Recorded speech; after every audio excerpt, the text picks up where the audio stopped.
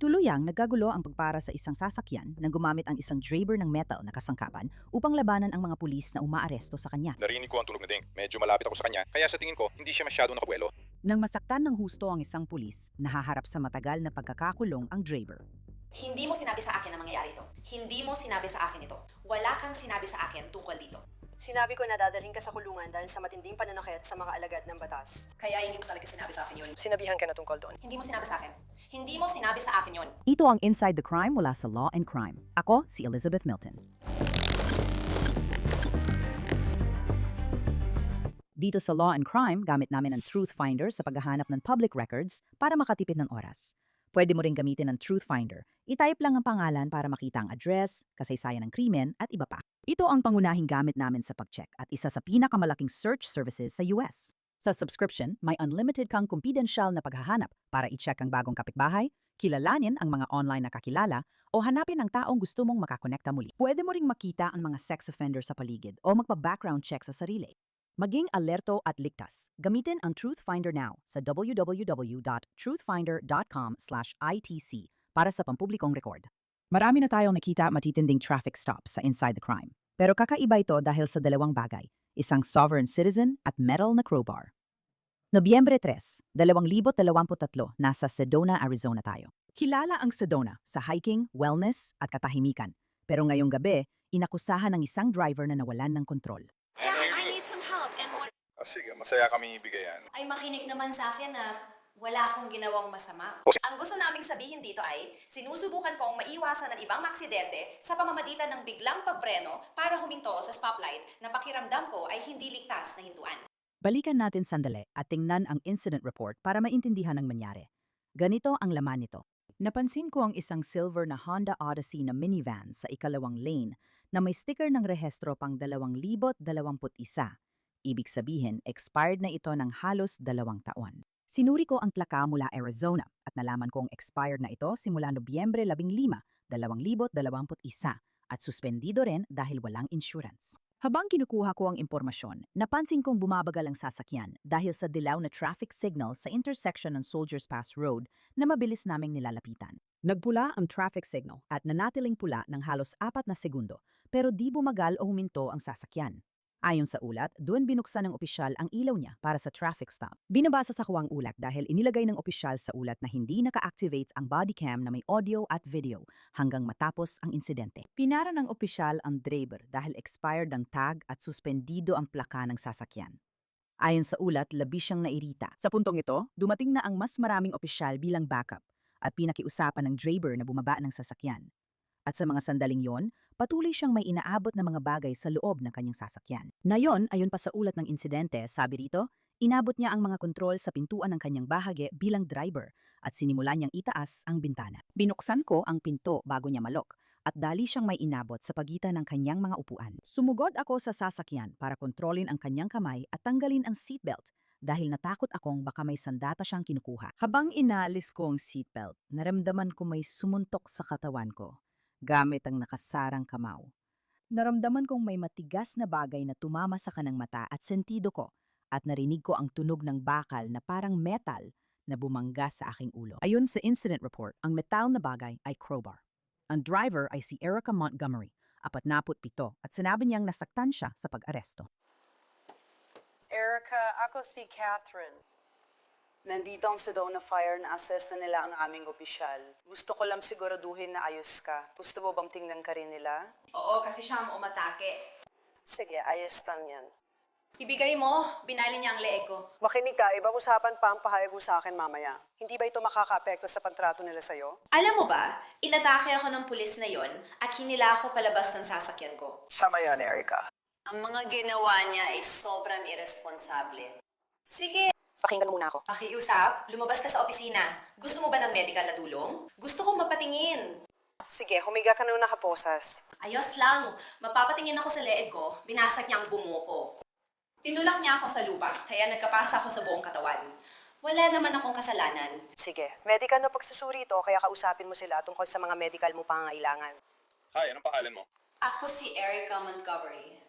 Binali ng pulis ang leeg at braso ko. Sige, masingin kong sahin ka. Wala talaga akong kinalaman sa anumang legal na bagay. Ang concern ko ay sa iyong kalusugan o Narinig kong lumabutok ang aking gulugod sa maraming bahagi at ang braso ko nang hilahin niya ako palabas ng sasakyan ko. si Walang dahilan. Walang dahilan. Pareho lang, di mo naman kayang suportahan na give up. Hindi. Hindi ako kumakampi. O kumakampi ka, nandito lang kami para tumulong.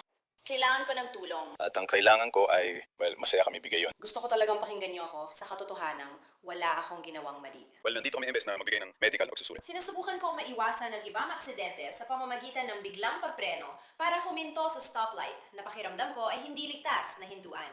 At sa proseso, pinara ako at hinila palabas ng aking sasakyan. Narito ang dalawa mong pipilian. Naipadala ko na lahat ng gamit ko. Pwede mo ba sila kausapin tungkol sa'yo? Mga nararamdaman niyo yun. Lego, Ang braso ko. maaring suriin ka namin o hindi ka namin maaring suriin. At yun lang ang dalawang pagpipilian mo. Sige, suriin niyo na ako. Si. Gusto kong malaman kung anong mali sa mga braso at binti ko. Tiningnan din ng Sedona Fire ang opisyal na nasa pool ng crowbar. Natamaan ako ng crowbar sa mukha, sa mata. Sa tingin ko, wala akong sugat o hindi pa na-diagnose. Narinig ko mula sa labas ng bahay ang tunog na denk. Medyo malapit ako sa kanya, kaya sa tingin ko, hindi siya masyadong nakabuelo.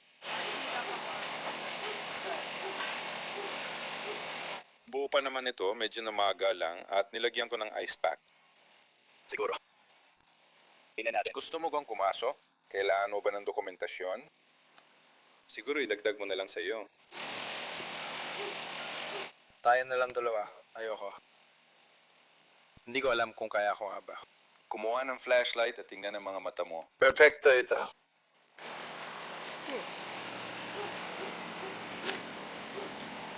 Sige, ayos yan. May nararamdaman ka bang pagsusuka o sakit ng ulo? Wala naman. Siguro kaunting sakit lang ng ulo pero hindi naman malala. Sa umpisa, maayos ang opisyal, pero kinailangang gamutin dahil sa pagkakalog ng otak. Giit ni Erica, siya ang nagbabayad ng kapalit. Ito ang tumama sa lupa. Ibinagsak siya sa lupa ng walang dahilan. At sana nire-record mo ito. Oh, nire-record ko ito. Oo, dapat lang. Hindi talaga nararapat ang pagtrato sa akin ng phone officer ninyo. Sige, Gusto ko ng recording nito. Walang problema. na-recordan niyo pakikipag-ugnayan. Oo, wala akong ginawang mali. Sige. Babasahin ko at lalagyan ka ng blood pressure cuff, ha? Nasaan ang telepono ko? Nasa akin lahat ng gamit mo. Kung sumakit ulo at leeg mo, tapos sinawakan ko, dapat ka namin dalhin sa ER. Hindi ako pupunta sa doktor. Sabi mo ulit. Sige, ayos. Yan ang opisyal nating boses. Pero hindi ako pupunta sa emergency room. Mukhang ospital na yan. Wala akong dokumento at nasa MS system natin ako. Cookie, ire-recommenda nila na pumasok ka at magpatingin ka ng maayos. Ayos lang yan. Pero hindi ako tatanggap ng bill para sa... Kukuha ako ng isa pang bill. Hindi ko na lang papansinin.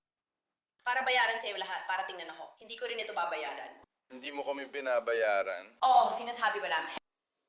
Akala ng mga tao na hindi sila sinisingil para sa mga ganitong bagay, tapos bigla na lang lalabas lahat yan sa isang email sa bandang huli. Okay? Tama na.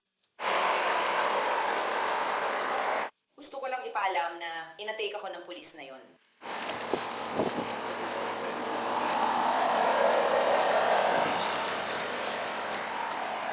Ang pangalan ko ay Erica Cruz. Ako si Sedona Phoebe C.A.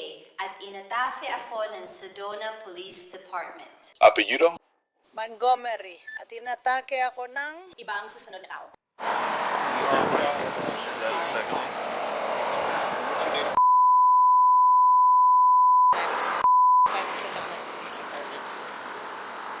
Anong oras na? Alas 10:24 dito. Alas 10:25 ng gabi. Inatake ako ng tagapangulo ng pulisya ng Sedona. Pakitingnan sa iyong tala. Nagawa ako ng kumpletong ulat sa aking kwaderno. Pero, hinihintay ko ito ngayon. Nandito ako, hindi para umusga. Wala ako dito at hindi ako nakakita o nakasaksi ng kahit ano. Pwede nating idokumento ito. Pwede nating idokumento na sinabi mo yon?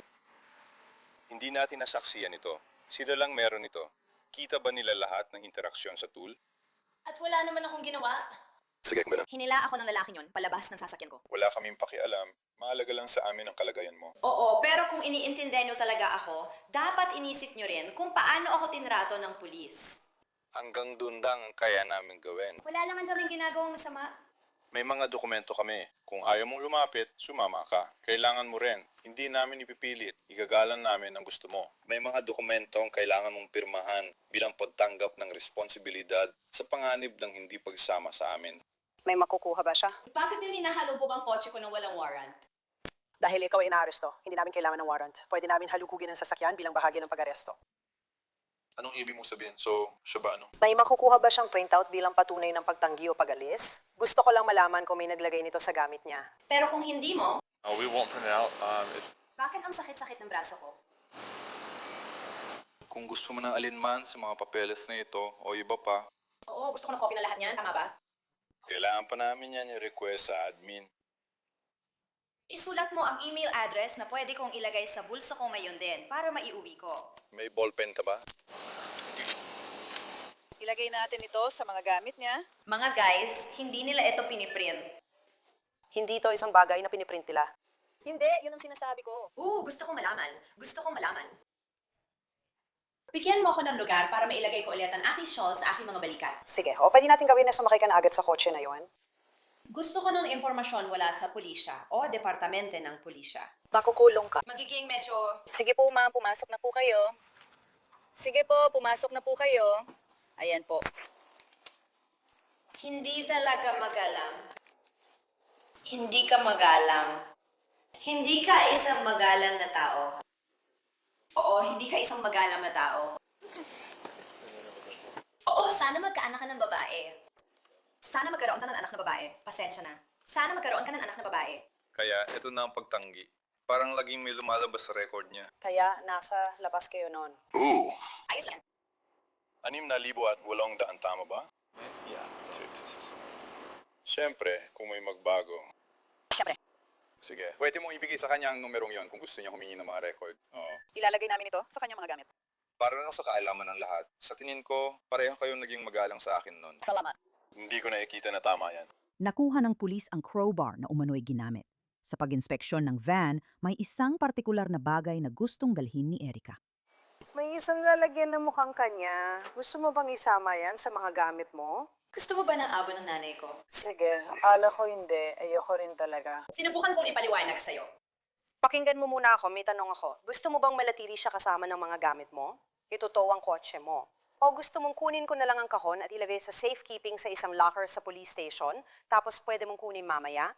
Gusto ko sumama ang nanay ko. Hindi siya pwedeng sumama sa iyo sa kulungan, pero pwede siyang manatili sa isa sa dalawang lugar, sa sasakyan. Anong mangyayari sa sasakyan ko? Ito. Ito ang sasakyan mo. Walang hold dito. Pag nakalabas ka ng kulungan, pwede mo kunin ang sasakyan mo sa tow yard. Basta bayaran mo ang fees ng tow company, hindi sa amin. Hindi ko alam ang criminal history mo. Hindi ko alam. Kung wala kang record, Makikikita mo ang judge agad-agad kinabukasan sa kulungan at malamang ay palalayain ka rin agad. Alam namin ang petsa ng korte, kaya bukas pwede mo nang kunin ang sasakyan mo sa tow yard. Hindi ko masabi kung ganyan talaga mangyayari, pero by the way, gusto kong idokumento ang pasa sa tuhod ko na nararamdaman ko na ngayon. Kung gusto mong kunin ang cellphone ko, sige. kaya akong gawin yan. Sige, Dahil ganyan talaga yan. pinatingnan mo ba yan sa kanila? Hindi. Masakit na yan na yun.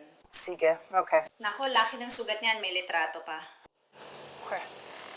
Gusto mo bang manatili siya kasama ng iba mo pang mga gamit? Oo. Sige, ibig kong sabihin, tingnan mo siya. Seryoso ka ba? Ibig kong sabihin, Sinusubukan kong maging mabayat. isinasaalang-alang ko yon. Wala kang alam sa epekto mo sa akin. Sige, wala akong ginagawa. Tinutulungan lang kita. Pareho kayong dalawa na, lalo lang nagpapadagdag ng trauma sa buhay ko dahil dito. Ipasok mo ng paa mo ngayon. Dahil sa pagkamatay ng nanay mo, ipasok mo ang paa mo. Tinatangkang maging tapat. Lagi mong naririnig kay Erica na ayaw niyang makulong, pero sa huli, nangyari rin ito. Kaya hindi namin siya ganun nakapkapan bago sumakay sa kotse ko.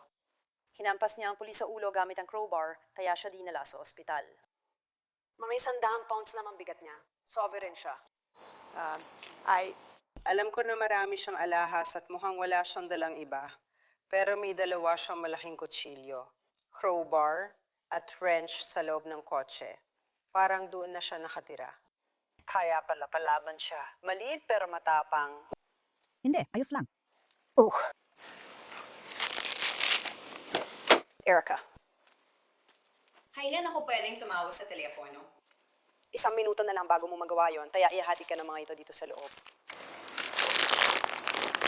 At mahalaga ang ugali mo. Naiintindihan mo ba? Sige, sisilipin ko kung ikaw nga. Okay.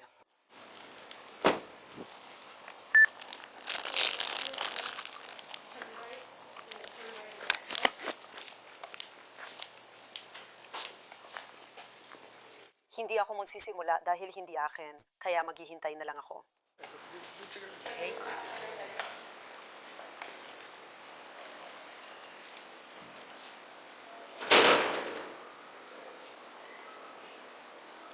Ngayon, tila kumalma si Erica hanggang sa dumating ang realidad ng kulungan. Para saan? Wala naman akong dalang kahit ano. Anong problema? Patakaran namin ng strip search sa lahat. Tulad ng ginagawa namin sa lahat ng pumapasok dito, isinasailalim namin sila sa strip search. Siyempre, Para saan? para sa kontrabando o alamang dala mo. Pare, Binabati kita. Kaya ibinibigay namin. Binibigyan kita ng pagsira ng aking alahas. Huminto ako at kukuha ako ng bag para pumasok. Oo, pakipulot na rin lahat ng piraso sa sahig. Bantayan mo ang nagbabantay sa'yo. Akin ang alahas na yan. Alisin mo yan.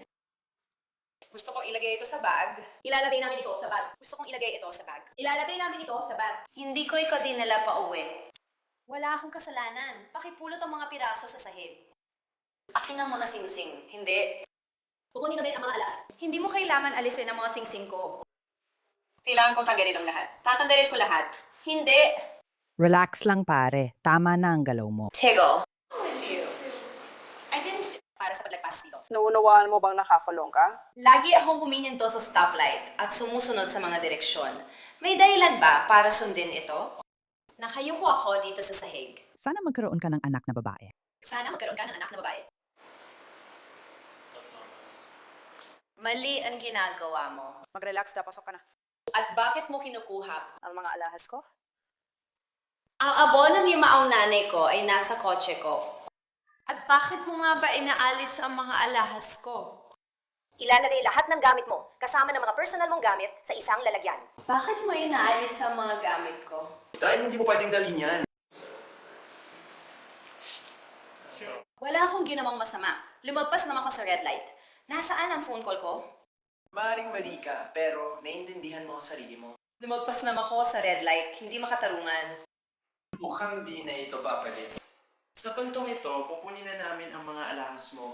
Hindi pwede. Para saan? Para saan? Hindi namin hinihingi pa yung tulog mo. Nag-usap kami. Ako ay isang mamamayan ng Estados Unidos at may mga karapatan ako. May mga karapatan ako. Huwag alisin ang mga alahas mo sa linya. May mga karapatan ako. Bakit mo inihiwa ang pulso ko? May hawak kang kutsilyo sa pulso ko ngayon. Nararamdaman ko ang talim ng kutsilyo sa pulso ko.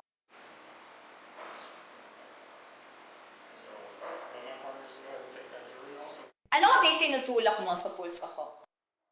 Ikaw. Alisin ang kasama kong alahas, okay?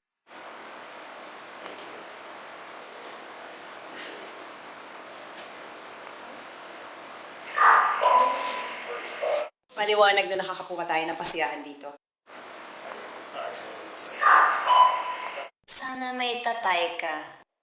Sana lahat kayo ay may mga anak. At sana maintindihan ninyong lahat ang mga karmic na benepisyo nang ginagawa ninyo sa mga taong ginawa ninyo nito nang walang dahilan. Lumabag lang ako sa stoplight. Hindi kasama rito ang opsyong ito. No?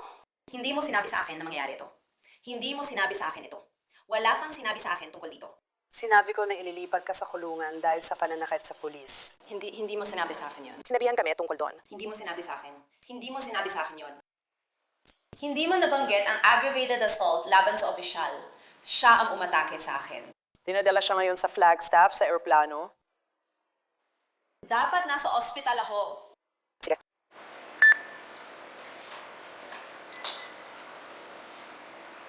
Inatake ako ng pulis na yon. Sige.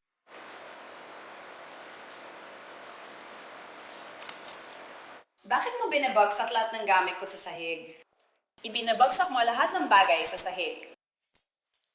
Literal, na lahat ng bagay. Kung pinabayaan mo akong mag-alis matisa, sana walang naging problema. Sabi mo naman, hindi mo tatanggalin.